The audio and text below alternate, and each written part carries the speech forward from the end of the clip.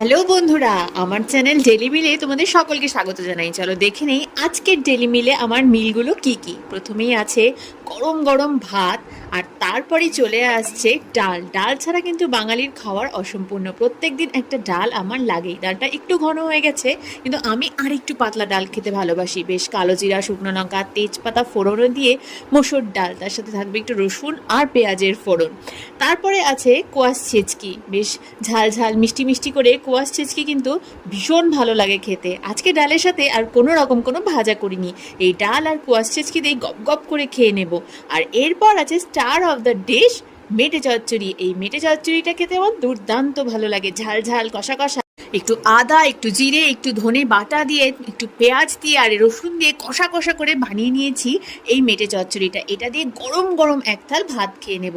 তো চলো এবার আমার বরের প্লেটটা বাড়া যাক। আস্তে আস্তে ভাতটা তরকারিটা বরের প্লেটে সাজিয়ে দিচ্ছি। গরম গরম ধোয়া ওঠা ভাত, আর সেই ধোয়াটা উঠতে এখন দেখা যাচ্ছে না, কিন্তু ধোয়াটা উঠছিল। আমি যখন বাড়ছিলাম তখন কিন্তু আমি টের পেয়েছি। একটা কাঁচা লঙ্কা, একটা পেঁয়াজ আর একটা লেবু, তার সাথে রয়েছে মেটে চচ্চড়ি, পাতলা করে করা ওই মুসুর ডাল আর কোয়াশের ছেচকি।